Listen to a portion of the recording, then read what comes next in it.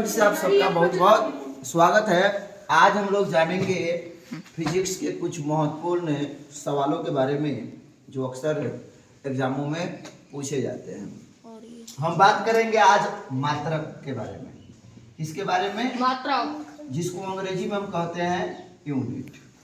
देखिए, फिजिक्स में बहुत सारी मात्रकें होती है, ठीक, बहुत सारी मात्रकें होती है।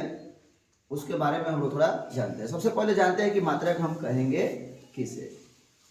तो जो भी हमारी भौतिक राशियां हैं, जिस इकाई के द्वारा उसे हम मापते हैं, उसे हम मात्रक कहते हैं।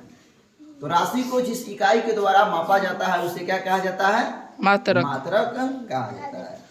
राशि को जिस इकाई के द्वारा मापा जाता है उसे क्या कहते हैं? मात्रक कहते हैं। अब हम लोग पढ़ते हैं कि ये मात्रक, थोड़ा इसका बाल वैसे क्या है ये देख लेते हैं। यानी मात्रक कितने तरह के होते हैं? दो। मात्रक कितने प्रकार का होगा? दो। एक बताए थे, याद होगा आपको, मूल मात्रक और एक दूसरा व्युत्पन्न मात्रक। तो मूल मात्रक के बारे में हम लोग पहले पढ़ चुके हैं, फिर भी मैं आपको एक बार रिवाइज करा देता हूँ। मूल मात्रकों की संख्या, जिसे फंडामेंटल यूनिट कहते हैं, इसकी संख्या कितनी होती है? 7 होती है। कितनी होती है? 7% आपको पता पॉइंट। होगा, सबसे पहले हम बताए थे लंबाई, जिसका एसआई मात्रक क्या होता है? यानी और उसको कौन से सूचित करते हैं? एम से, ठीक। उसके बाद हम बताए थे द्रव्यमान, जिसका एसआई मात्रक हम बताए थे किलोग्राम, और उसे केजी से क्या करते हैं? सूचित करते हैं। तीसरा हम बताए थे समय का एसआई मात्रक सेकंड होता है और उसको एस से सूचित किया जाता है। चौथा आपको बताए थे ताप, क्या बताए थे?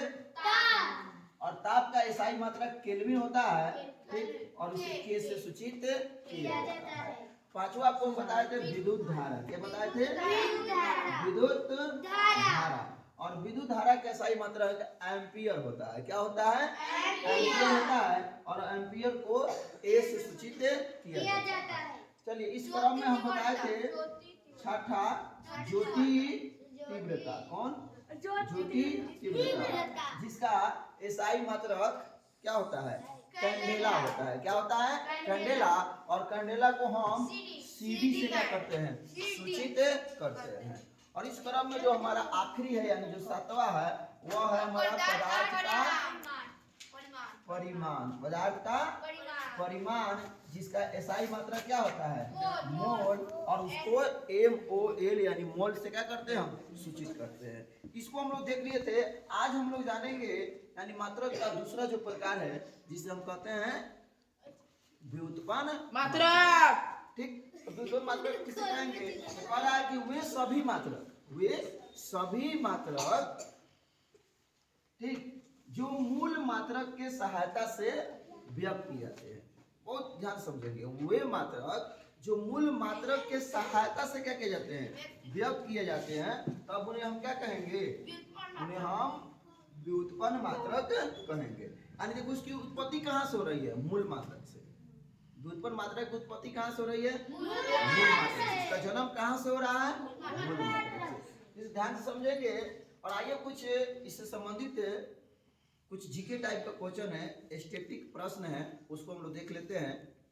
सबसे पहला कि जो बहुत लंबी दूरी हो, अगर उसको मापने का अगर कोई मात्रक हो तो वह क्या होता है? बहुत लंबी दूरी को किस मात्रक द्वारा मापते हैं? मापेंगे प्रकाश वर्ष। जैसे सूर्य और पृथ्वी के बीच की दूरी को अगर मापना हो तो हम कौन सी मापेंगे? प्रकाश वर्ष में, क्योंकि बहुत लंबी दूरी है। चलिए, एक प्रकाश वर्ष में अगर पूछा जाए कि कितने मीटर होते हैं, तो आप याद करेंगे 9.46 इंटू 10 के पावर 15 मीटर। इतना एक के प्रकाश वर्ष में इतने मीटर होते हैं। चलिए, अगला है हमारा दूरी मापने की सबसे बड़ी लंबी इकाई की अगर हम बात करें, दूरी मापने की सबसे बड़ी इकाई क्या कहलाती है? तो वो हमारा क्या है? पार्सेक। यानी पार्सेक से बड़ा नहीं है। पार्सेक हमारा क्या है? दूरी मापने की सबसे लंबी बड़ी इकाई है। ठीक, अब आइए एक पारसेक में अगर मीटर की बात कर ले कि एक पारसेक में कितने मीटर होते हैं, तो आप याद रखेंगे 3.08 इंटू 10 के पावर 16 मीटर। ठीक, अब आइए हम बात करते हैं एक पारसेक में अगर प्रकाश वर्ष को व्यक्त करना हो तो एक पारसेक में कितना प्रकाश वर्ष होता है, तो आप याद कर लेंगे